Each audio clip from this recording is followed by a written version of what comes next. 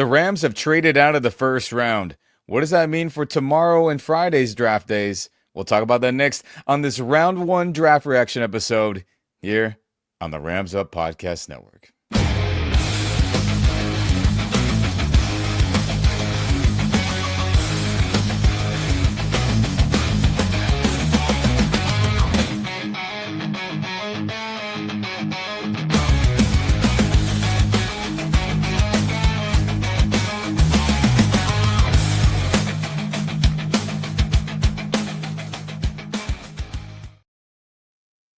What's going on, Rams Nation? Welcome back to the Rams Up Podcast Network. I'm Ian, riding solo for this reaction episode to round one of what the Rams have done. Like, subscribe, share this video, share this podcast with all your fellow Rams and football fans out there. That'll definitely help other Rams fans, football fans, see this video, hear this podcast as well. But let's get right into it. The Rams trade out of first round, which is absolutely incredibly not shocking. In me and Mark's draft preview episode a couple days ago, we had talked about what we wanted to see and what we thought would happen. And I predicted that the Rams would try to trade up. We'll talk about that.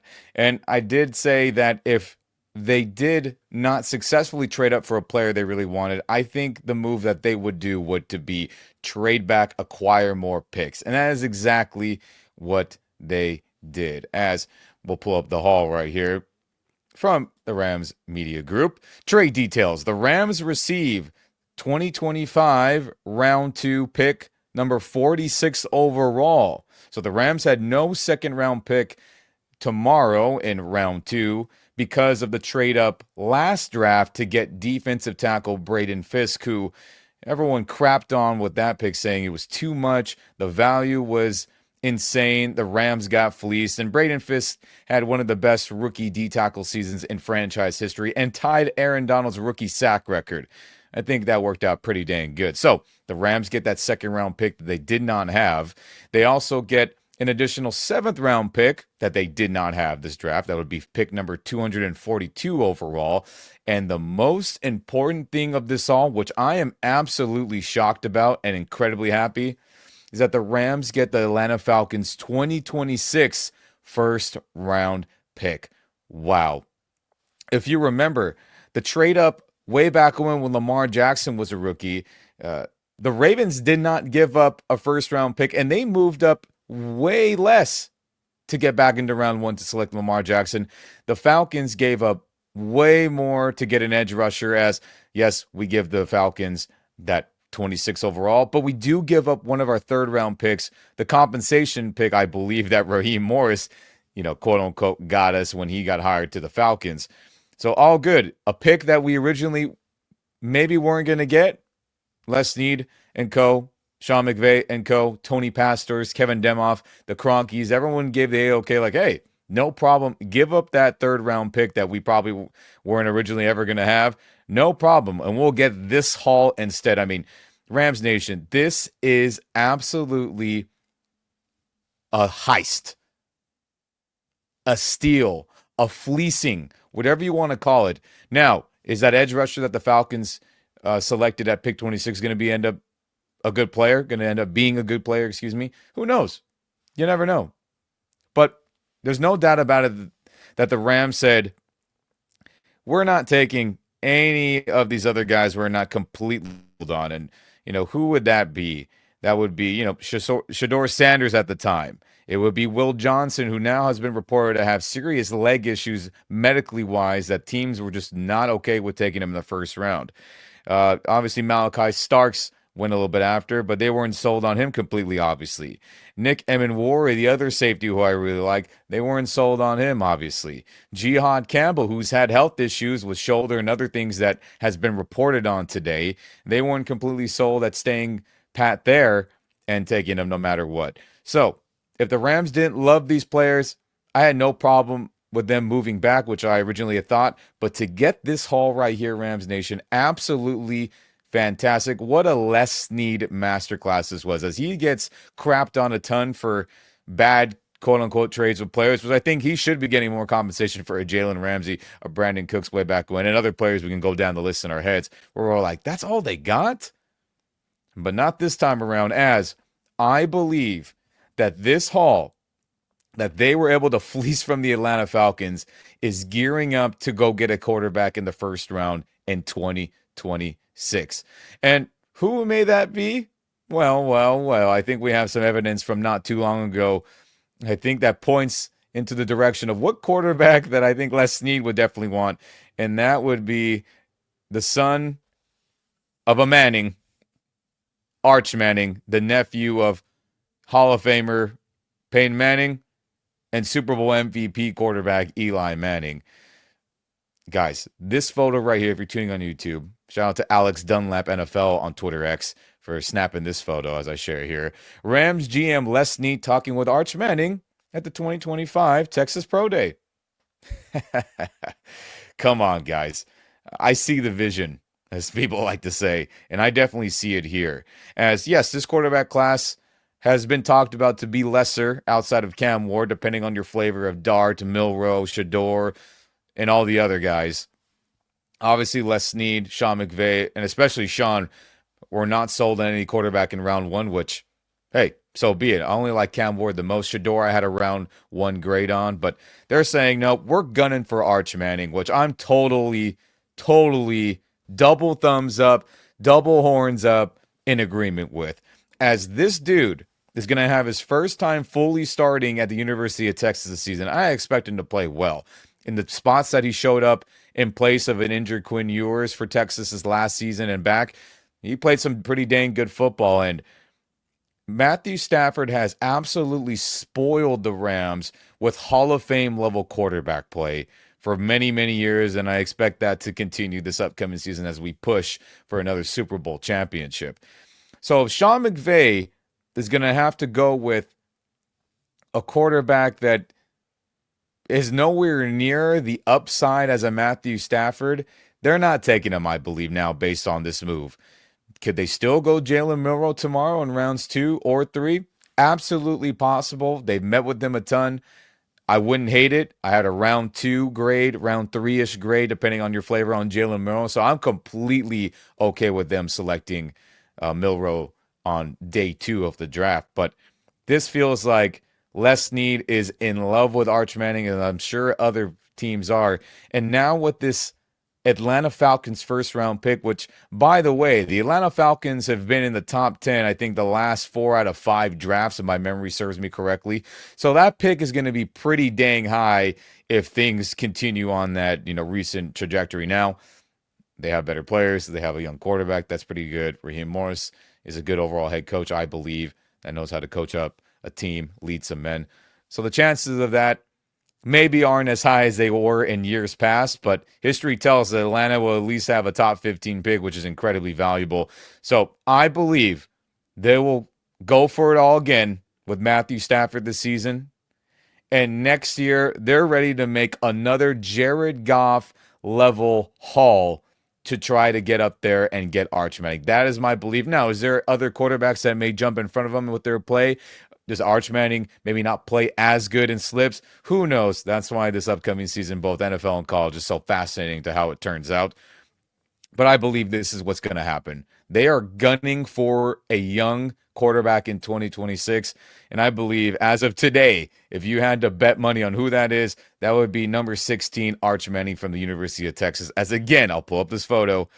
Les Snead talking to him here at Texas Pro Day, and he's had many, many other conversations with him. There's photos out there way before this, as I want to say Les Snead's stepson attends the University of Texas, so he is around that program a ton, and I have to believe Sean McVay will probably really be ecstatic to get a Manning as a Ram. And for all you that are scared of McVay retiring, let's just say they do win another Super Bowl world championship this upcoming season.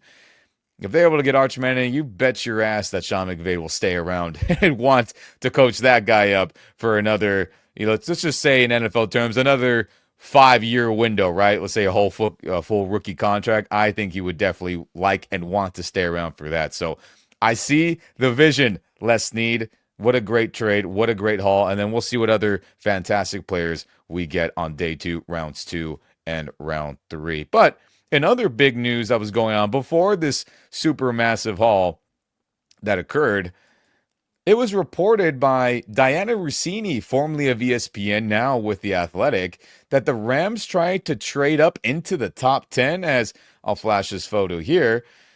Diana Rossini says the Rams were making calls to move up, and teams believed LA was seeking to draft Arizona wide receiver Tetaroa McMillan, or T-Mac, per source. McMillan was selected by the Panthers at number 8 overall. Now, McMillan is from Southern California. He did live in Anaheim, California, the very beginning cities of Orange County when you're crossing over from the final cities of LA County.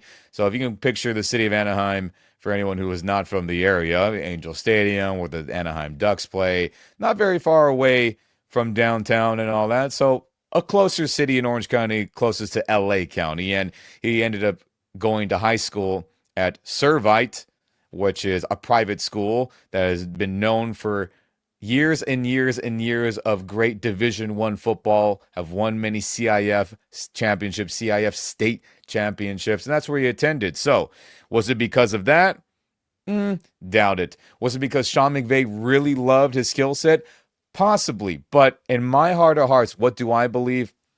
I believe they were trying to leapfrog the Chicago Bears at 10 to get tight end Colston Loveland, who ended up getting selected by the Bears. They're at pick 10 overall. As Sean McVay has tried 2 drafts in a row to get a tight end, as he tried in 2023 to get now Buffalo Bills tight end Dalton Kincaid. He tried last season to go up and get now Las Vegas Raiders tight end Brock Bowers, who was an all-pro and broke a bunch of rookie records. So I believe they tried to do the same thing as I thought in the draft preview episode that me and Mark did, that they would try and trade up for a player Sean McVay really loved. And I believe it was Colston Loveland, not T-Mac here, that ended up going to the Panthers. Now, we'll find out. Could that have been true? They were trying to get T-Mac? Maybe.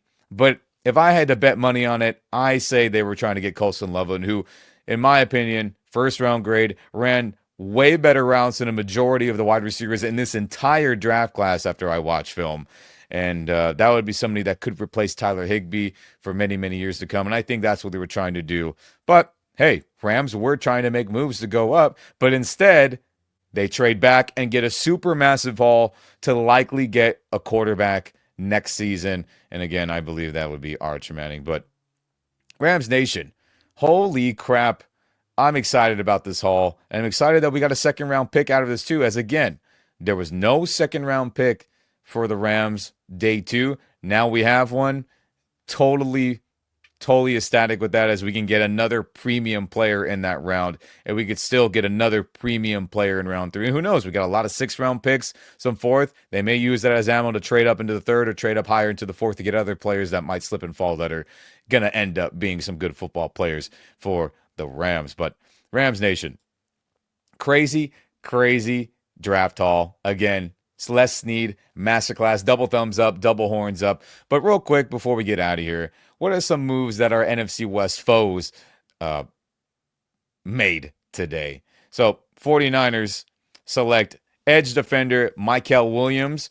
Cool. Another lengthy guy. As, hey, building through the trenches is key nowadays, as the Eagles have shown that you can kick people's asses severely with good trench play, as they did this last postseason run, other than the Rams, I believe, as we went toe-to-toe with them. But, hey, 49ers, they value that. John Lynch values that. Totally get the selection, as they need somebody to play opposite of defensive end Nick Bosa. So, hey, this is a player. We'll see what happens, and we'll have some battles in the near future with this guy from the 49ers. Other than them, the Arizona Cardinals selected defensive tackle Walter Nolan, another trench player, as again, everyone, it feels like people are starting to copy the Eagles' method of drafting. Let's go big. Let's try to get difference makers in the trenches. And with their head coach, Gannon, being a defensive guy from Philadelphia originally, it makes complete sense that they want this route as well. And then finally, Seattle Seahawks, another trench guy, Gray Zabel, the interior offensive lineman from North Dakota, as he is somebody that I liked as well. Could play some center, could play some guard. Definitely a mauler, great blocker, what I saw on film, as they've needed trench help for many, many years, it feels like, especially on that O-line, as we have, beat their butts a ton in that part of the game. So There's your quick update on our NFC West foes. But again, Rams trade out of the first round and get a massive haul, who I think is for potentially Arch Manning in 2026, which would be a Grand Slam Shohei Ohtani home run. In my opinion, if this comes to fruition a year from now, we shall see a lot of football to be played, both in college for him, both in the NFL for us trying to win a Super Bowl championship. But we'll worry about that after we potentially and should be hosting a Lombardi Trophy at the end of the 2025 campaign. But Rams Nation, which players do you want Rams to select tomorrow in rounds 2 and 3? Let me know in the comment section on YouTube. Let me know in the comment section on Spotify, Apple Music, wherever you get your podcasts, and listen in there. And that'll do it here on this draft first round reaction episode, Rams Nation. Totally excited to see the awesome players that are still available in rounds 2 and 3 tomorrow. But that'll do it here. Like, subscribe, share this video, share this podcast with all your fellow Rams fans. But never forget, go Rams, baby.